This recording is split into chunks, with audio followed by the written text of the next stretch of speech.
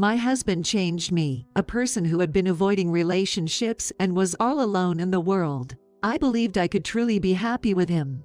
Yet, after we got married, he changed. It started with yelling, then progressed to shoving, and eventually, he would kick me out of the bed even when I had a high fever. This isn't the my husband I knew. Love turned into fear over time.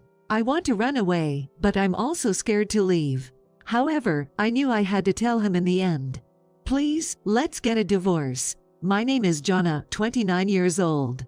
I'm a housewife who has been married to my husband Jack for 2 years. I lost my parents when I was young, and the grandmother who raised me passed away when I was in high school. I was truly alone in the world. After my grandmother's death, I became bad at interacting with people, simply because it hurts when they leave. So I didn't make any lovers or close friends and lived alone all my life. However, my current husband was the one who supported me.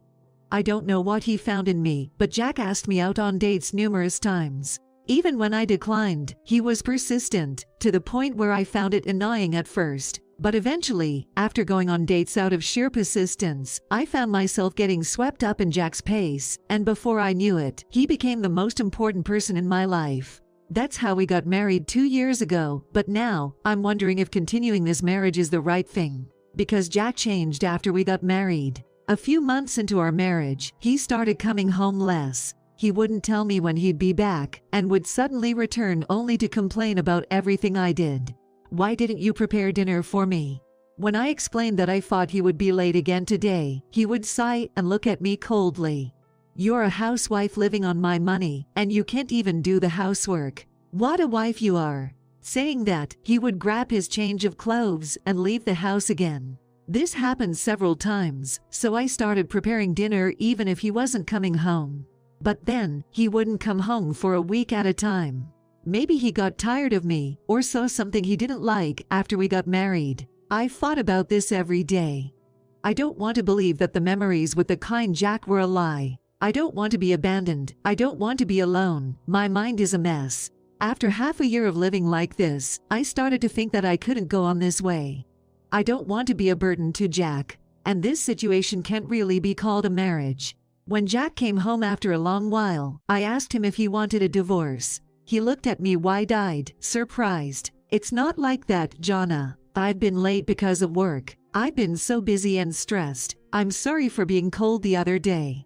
Please don't say things like that. In a panic, Jack hugged me for the first time in months. Not realizing how busy his work was, I started to feel somewhat guilty.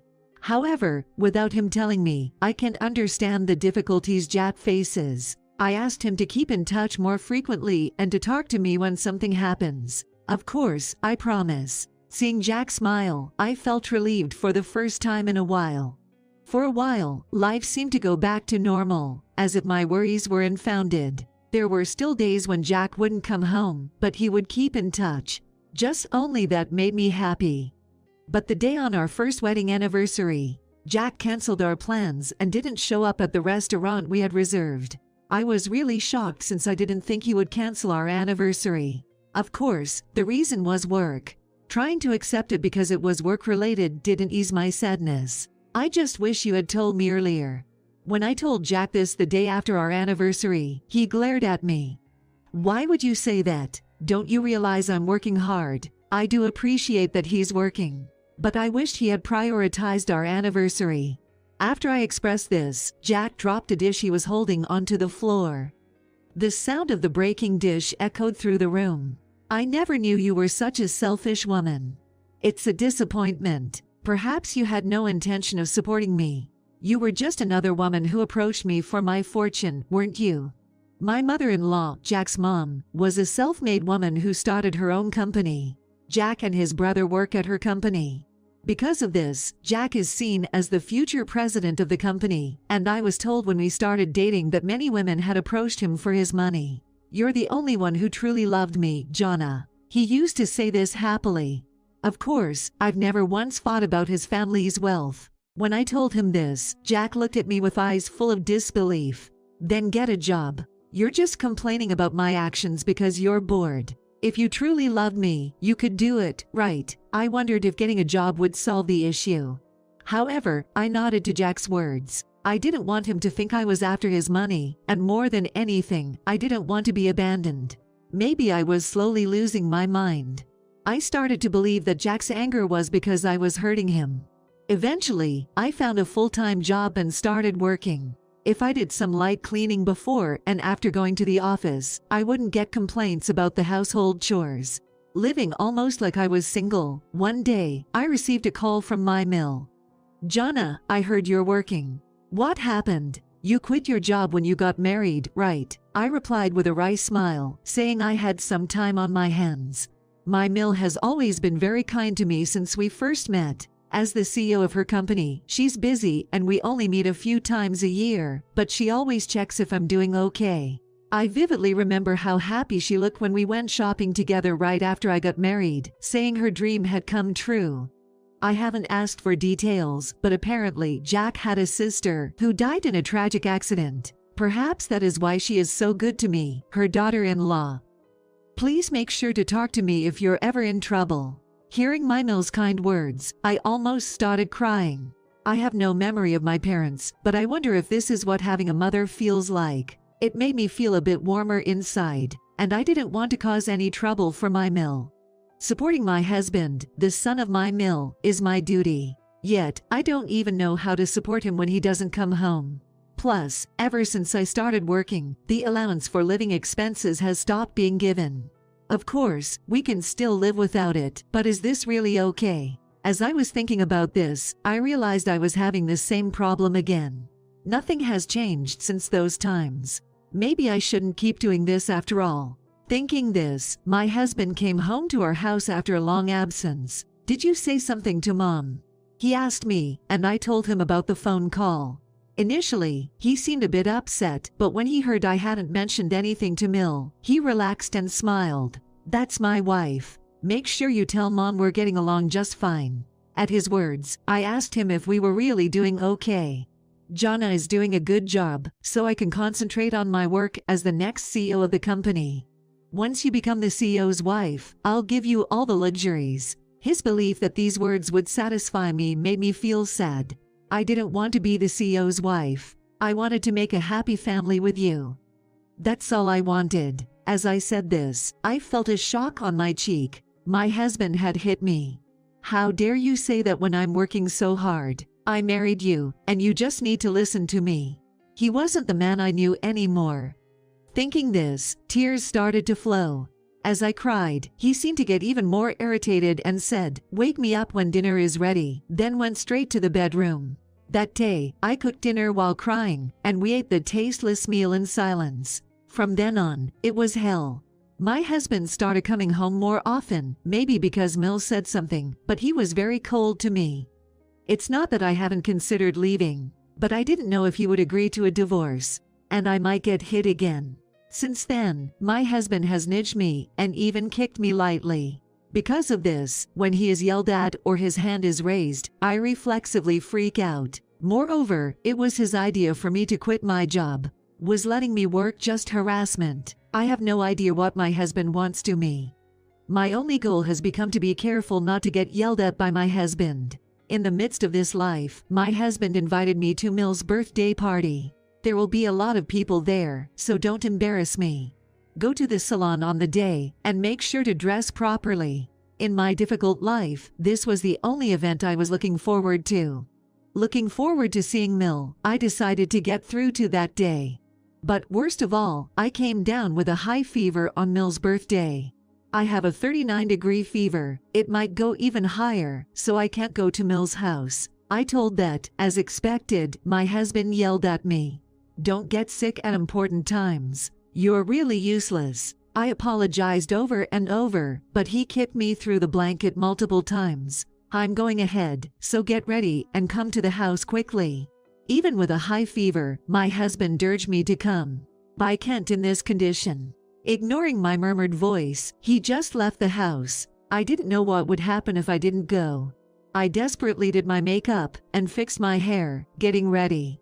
But each movement was slow, and with my head spinning, everything took so much time. Before I knew it, over an hour had passed since my husband left the house. Waiting endlessly, I received a pressing call from him. Enough of this. Come to the celebration right now. Don't you dare embarrass me. I hurriedly called a taxi and arrived at my Mill's house. This should keep me from getting yelled at. That's what I thought, but upon arriving at my Mill's house, relatives and guests looked at me incredulously. "Jonna, your outfit." Even my Mill gave me a puzzled look upon noticing me. My reflection in the large mirror at my Mill's house met my eyes. My makeup and hair were a mess. Ragged would be the perfect word to describe my current state. I apologized to my Mill, who looked at me coldly, but she sighed in exasperation. "Jonna, you should leave my son." To this, my husband joined in with a pleased tone. "Come on, Mom, forgive her. Jonna just overslept. She even forgot your birthday." His words, far from being supportive, made me look down. Then there was a loud slap. When I quickly looked up, I saw that Mill had slapped my husband. "What? Why?" Looking incredulous, my husband stared at Mill. "Jack, you forced Jonna to come here, didn't you?" Despite her looking so ill, is that how a person should act? As my husband scrambled to argue, he was slapped again on the opposite cheek. "There's evidence of your affair. Maybe you'd like to explain that." Following this, my husband was led by Mill into the study room. I was taken to the guest room by my Bill, where I rested. Perhaps due to the medicine or sheer exhaustion, I fell asleep as if I had lost consciousness. When I woke up, it was night, and I found my husband sitting formally with Mill, who looked disgusted. Mill noticed me and succinctly explained what had happened. My husband had been seeing someone before we got married, planning to marry her. However, his girlfriend turned out to be a thief, stealing from Mill when she visited. Naturally, Mill banned her from the house and told my husband she would not support their marriage. So, he chose me as a camouflage. The reason was I resembled his deceased sister, and he thought Mill would like me. He believed if I was accepted, he wouldn't be treated poorly. Mill didn't say much more, but surely my husband thought my docile nature would be easy to exploit. "My son was going to leave you when he became CEO. We only met a few times a year, Jonna, but every time we saw each other, you were kind of down, weren't you? That's why I investigated my son and your situation. I'm truly sorry for what my son has done." Everything finally made sense to me. My husband had never loved me from the begging. But rather than being shocked, I felt validated. I had been thinking it was time to leave.